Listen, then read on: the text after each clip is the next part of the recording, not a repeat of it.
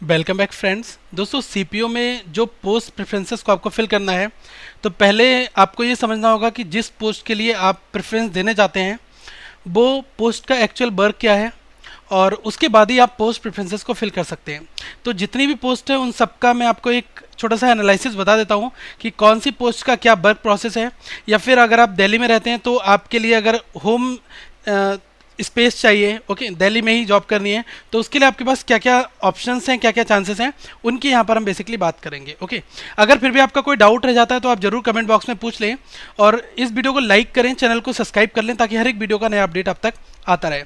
तो सबसे पहले मैं आपको बता दूं सीएपीएफ के बारे में। ये पैरामिलिट्री फोर्सेस होती हैं, और जितनी भी पोस्ट हैं सीएपीएफ में, ओके, ये सारी की सारी होम मिनिस्ट्री के अंतर्गत आती हैं, ओके, गृह मंत्रालय के अंतर्गत आती हैं। और हम इनको इसलिए कहते हैं कि central armed police forces. Okay, एक चीज़ ध्यान रखना कि इसमें जितनी भी पोस्ट हैं उसमें आपकी पोस्टिंग जो है ऑल ओवर द इंडिया कहीं पर भी हो सकती है। ओके, और मैं आपको सारी पोस्टर्स के बारे में बताता हूँ कि कौन सी पोस्ट का क्या वर्क है। तो आप देख सकते हैं कि यहाँ पर 7 पोस्ट हैं, जिसमें 6 जो हैं ये सब इंस्पेक्टर हैं और एक असिस्टेंट सब इंस्पेक्टर एएसआई। ठीक है, तो टोटल 7 पोस्टेड प्रेफरेंसेस हमें देने हैं। सैलरी स्ट्रक्चर की अगर दोस्तों बात करूंगा तो जो एसआई की सैलरी होगी ऑब्वियसली वो ग्रेटर देन किससे होगी, एएसआई से होगी। और ऑलमोस्ट जो एसआई लेवल पर सैलरी है, क्योंकि ये सारी की सारी सेंट्रल गवर्नमेंट की पोस्ट हैं, तो इसमें 7th पे कमीशन के साथ ऑलमोस्ट सैलरी सेम रहती है, लेकिन वेरी करता है कि दिल्ली में पोस्टिंग है। ओके, अब इसमें सबसे पहले आपको पता होना चाहिए कि दिल्ली पुलिस में एसआई सब इंस्पेक्टर इन दिल्ली पुलिस, फिर बीएसएफ बॉर्डर सिक्योरिटी फोर्सेस, ये इसमें भी एसआई की पोस्ट है। और सीआईएसएफ ये क्या है, central industrial security forces. Okay, और ये सब इंस्पेक्टर की पोस्ट यहाँ पर भी है। और सब इंस्पेक्टर हैं सीआरपीएफ में, सेंट्रल रिजर्व पुलिस फोर्स। और जो एसआई हैं ये आईटीबीपी में, इंडो टाइबेटियन बॉर्डर पुलिस फोर्स। और एसआई किस में है, सशस्त्र सीमा बल एसएसबी में। और असिस्टेंट सब इंस्पेक्टर एएसआई ये किस में है, सीआईएसएफ में। तो इन सारी पोस्ट का हम वर्क प्रोसेस एक बार समझ लेते हैं कि कहाँ पर आपको अगर ये प्रेफरेंस मिली तो आपको कहाँ पर जॉब मिलेगी, या फिर सीआरपीएफ का एक्चुअल वर्क क्या है, आईटीबीपी का क्या है। तो इसकी हम बात यहाँ पर करते हैं। ओके, तो सबसे पहले आप देखिएगा दिल्ली पुलिस की बात है। अगर हम बात करें एसआई इन दिल्ली पुलिस, तो इसमें क्या है कि दिल्ली में जो भी लॉ एंड ऑर्डर की सिचुएशंस हैं, ओके, लॉ एंड ऑर्डर इनको मेंटेन करना किसका वर्क रहता है, ये होता है दिल्ली पुलिस का एसआई वाला वर्क। ठीक है, अब जैसे कि कोई भी कानून व्यवस्था खराब ना हो, तो आप देखते हैं कि जो दिल्ली पुलिस के जो सेंटर्स बने हुए हैं, दिल्ली पुलिस स्टेशन हैं, वो दिल्ली में ही बनाए गए हैं। ठीक है, तो ये लॉ एंड ऑर्डर सिचुएशंस को ये नेशनल कैपिटल रीजन में वहाँ पर इसकी पोस्टिंग होती है। ओके, दूसरी चीज़ क्या है कि अगर आप डीपी में अपॉइंटेड हैं, ठीक है, तो क्या है कि मैं एक आपको कंपेरिजन करके बता रहा हूँ दिल्ली पुलिस और बीएसएफ एसआई का। ठीक है, तो एसआई बीएसएफ एसआई में क्या है कि 3 साल के बाद प्रमोशन के चांसेस आपको बन जाते हैं, आप इंस्पेक्टर वहाँ पर बन सकते हैं, लेकिन इसमें थोड़ा सा लेट प्रोसीजर्स हैं, डिपार्टमेंटल एग्जाम्स होते हैं। ठीक है, दूसरी चीज़ क्या है कि अगर बीएसएफ की बात की जाए, सब इंस्पेक्टर इन बॉर्डर सिक्योरिटी फोर्सेस, दोस्तों जो इंडो पाक बॉर्डर है, ठीक है, भारत और पाकिस्तान का जो बॉर्डर है, वहाँ पर ये पोस्टिंग होती है। तो बीएसएफ को स्पेशली रखा किस लिए आता है, इंडो पाकिस्तान बॉर्डर पर, ठीक है, गश्त के लिए। ठीक है, तो यहाँ पर हमें ये पता है कि इंडो और पाकिस्तान बॉर्डर पर बीएसएफ रहती है, और 3 साल में इसमें प्रमोशन के चांसेस मिल जाते हैं, क्योंकि कुछ ऐसे फ्रेंड्स हैं मेरे जिन्होंने बीएसएफ को ज्वाइन किया था और 3 साल के बाद उनको एक तरह से प्रमोशन मिला। ठीक है, तो ये चीज़ हम समझ सकते हैं। दूसरा जो नेक्स्ट प्रोसेस है वो मैं आपको सीआईएसएफ के बारे में बताऊंगा। सीआईएसएफ क्या है, सेंट्रल इंडस्ट्रियल सिक्योरिटी फोर्सेस। जैसा आप देखते हैं कि जो भी हमारे यहाँ पर पब्लिक सेक्टर अंडरटेकिंग जो चीज़ें बनी हुई हैं, जैसे कि एयरपोर्ट है, या फिर दिल्ली मेट्रो रेलवे कॉरपोरेशन है, डीएमआरसी है, या फिर दिल्ली सेक्रेटेरिएट है, तो वहाँ पर आप देखते हैं कि सीआईएसएफ को रखा जाता है। ठीक है, तो आपने ये भी देखा होगा कि डीएमआरसी दिल्ली मेट्रो के बाहर आपको सीआईएसएफ मिल जाएंगे। तो ये पोस्ट जो है कंप्लीटली पीएसयू के लिए भी है। ठीक है, जो पब्लिक सेक्टर अंडरटेकिंग कंपनीज हैं, ओके, वो इस कैटेगरी में आ जाती हैं। एयरपोर्ट पर भी सीआईएसएफ रहते हैं, फाइन। और यहाँ पर 2 पोस्ट हैं, एक है एसआई, एक है एएसआई। ठीक है, सीआईएसएफ में। उसके बाद अगर बात करी जाए कि सीआरपीएफ का क्या एक्चुअल वर्क होता है, देखो सीआरपीएफ को रिजर्व में रखा जाता है अल्टीमेटली, ठीक है। तो यहाँ पर ऐसा ही सीआरपीएफ है। तो रिजर्व में मतलब ये कहा जाए कि जहाँ पर लॉ एंड ऑर्डर खराब हो रहे हैं, ठीक है, जहाँ पर दंगे फसाद हो रहे हैं, रॉयट्स हो रहे हैं, तो वहाँ पर सीआरपीएफ को भेज दिया जाता है। अब या फिर बात करी जाए कि कुछ ऐसे जो हाईली एरियाज़ हैं, जहाँ पर सेंसिटिव एरियाज़ हैं, जहाँ पर नक्सलाइट बहुत ज़्यादा है। तो आप देखते हैं छत्तीसगढ़ का जो रीजन है, तो वहाँ पर क्या है, नक्सल प्रभावित इलाके हैं वो सारे के सारे, ठीक है। तो वहाँ पर क्या है कि सीआरपीएफ को लगाया गया है, ओके। और आपने देखा होगा कि जम्मू में जो कश्मीर में क्या है कि जो स्टोन पेल्टर्स हैं, जो पत्थरबाज हैं, तो उनके लिए भी क्या है कि सीआरपीएफ ही वहाँ पर पहुँचती है, क्योंकि देखते हैं कि सेना का वहाँ पर है जैक, ठीक है, लेकिन सेना क्या है कि एक्चुअल वार को मेंटेन करने के लिए है, फाइन। लेकिन कहीं पर लॉ एंड ऑर्डर की सिचुएशन मेंटेन नहीं हो रही है या फिर कहीं पर दंगे फसाद हो रहे हैं, तो वहाँ पर क्या है, सीआरपीएफ का वर्क आ जाता है, ओके। अब नेक्स्ट अगर मैं आप और एक चीज़ और, सीआरपीएफ को बेस कैंप में भी रखा जाता है। तो मोस्ट प्रोबेबली चांसेस ये रहते हैं कि आप बेस कैंप में भी रहे, क्योंकि ऑल टाइम क्या है कि रॉयट्स जैसी सिचुएशन तो कभी कभी आती हैं, ठीक है। तो इसके अलावा इनकी पोस्टिंग कहाँ पर होती है, बेस कैंप में ही होती है। नेक्स्ट जो दोस्तों मैं अगर आपको बताऊं आईटीबीपीएफ, ये क्या है, तो इसमें क्या है कि जो ये इंस्पेक्टर सब इंस्पेक्टर की पोस्ट है इंडो टाइबेटन बॉर्डर पुलिस फोर्स में। तो इसमें क्या है, जो भारत और चाइना का बॉर्डर है, इंडो और चाइना, ठीक है, इंडो चाइना बॉर्डर को प्रोटेक्ट करने के लिए, ठीक है, इस बॉर्डर को प्रोटेक्ट करने के लिए इस फोर्स का बेसिक वर्क होता है, ठीक है।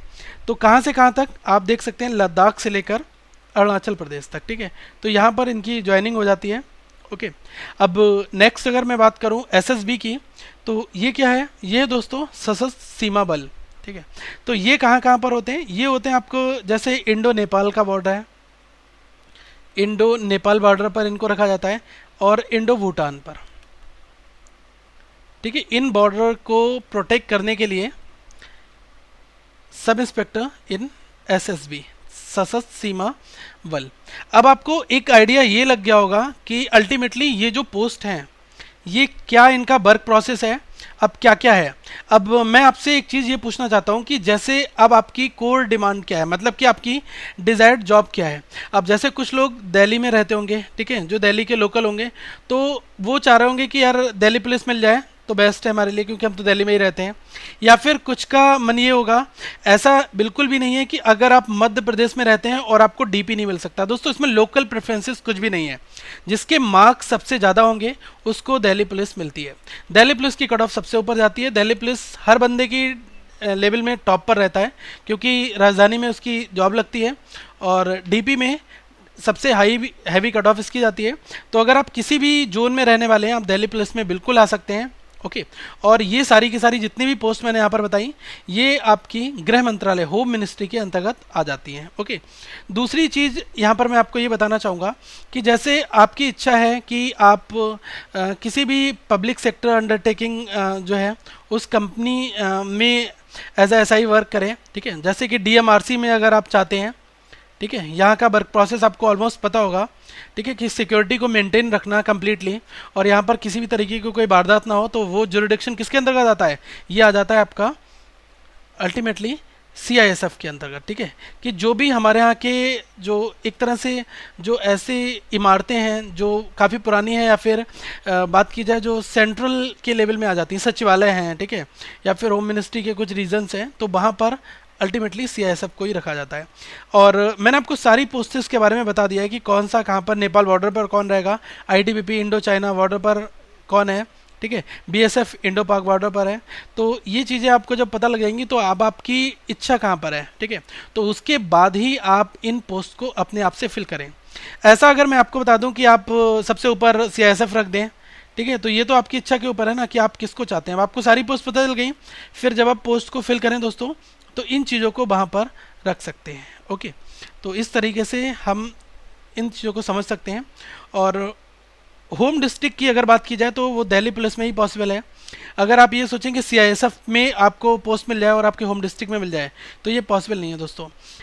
देखिए दिल्ली पुलिस और इसके अलावा जितनी भी अदर चीज़ें हैं उन सबको all over the India posting मिल जाती हैं। दिल्ली पुलिस को भी अगर कंसर्न मिनिस्ट्री कहेगी कि भाई आपको यहाँ पर पोस्ट किया जाता है कुछ रीज़न से, तो इनको जाना पड़ेगा वहाँ पर, ठीक है।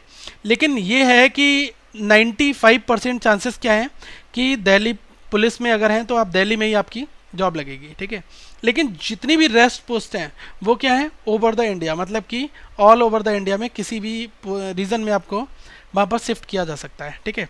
और दोस्तों एक चीज़ ध्यान रखना है कि जो भी आप पोस्ट प्रेफरेंस फिल करें वो अभी आप अपने हिसाब से फिल कर दें, कोई प्रॉब्लम नहीं है।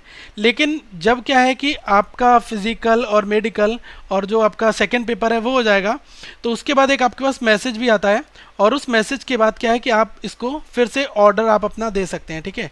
फिर से एक बार पोस्ट प्रेफरेंसेस के लिए वो लोग कॉल करते हैं, क्योंकि इस बार उन्होंने ऐसा किया है। अभी करंट बैच की अगर मैं बात करूं तो जो 2016 के जिन लोगों का मेडिकल हो चुका है, तो कुछ मेरे फ्रेंड्स हैं जो हैं, तो उन्होंने क्या कहा है कि उन्होंने खुद बताया कि अभी उनके पास मैसेजेस आ रहे हैं कि हमारा जो कम्प्लीटली जो ऑर्डर है, पोस्ट का ऑर्डर है, इसको हम फिर से चेंज कर सकते हैं और हम अपने हिसाब से यहाँ पर पोस्ट ऑर्डर दे सकते हैं, ठीक है। बाकी मैं एग्जामिनेशन के लिए आपको ये बताना चाहूँगा कि आप जो आपके टॉपिक मैंने अभी अर्लियर डिस्कस किए थे, आप उनके ऊपर फोकस कम्प्लीटली रखें, क्योंकि इसमें फिजिकल मेंटेनेंस भी बहुत ज़्यादा है, तो आप अपने आप को फिट भी रखें। बाकी दोस्तों मैंने आपको जैसा प्रॉमिस किया था कि फिजिकल और मेडिकल इनके जो भी डाउट हैं या फिर इनके जो पॉइंट हैं, इनके ऊपर मैं कंप्लीट डिस्कशन जो है बहुत ही जल्दी, लगभग कि एक वीक के अंतर अंतर ये वीडियो आप तक आ जाएगी। क्योंकि मैं चाहता हूँ कि ऐसे जो मेरे फ्रेंड्स जिन्होंने इस एग्जामिनेशन को क्वालिफाई कर लिया है और मेडिकल देने के बाद अब ऑन उनका रिजल्ट पेंडिंग में है और काफ़ी अच्छा उनका स्कोर आया, मैं उनके स्कोर का भी जिक्र आपसे जरूर करूंगा जब मैं आपको उनसे मिलाऊंगा, और आपको बताऊंगा कि फिजिकल मेडिकल के लिए उन्होंने कितनी तैयारी की, कितने महीने का वक्त चाहिए होता है, मेडिकल में किस तरह से वो जो ऑफिसर्स होते हैं वो मेडिकल आपका जब लेते हैं तो क्या क्या पॉइंट्स वहाँ पर मेजर करते हैं। तो उन सारी चीज़ों के ऊपर हम डिटेल में चर्चा करेंगे, ओके। तब तक आप इस चैनल को सब्सक्राइब जरूर कर लें, और अगर आपका कोई भी डाउट होता है तो जरूर कमेंट बॉक्स में पूछें, हम आपकी जरूर सहायता करेंगे दोस्तों।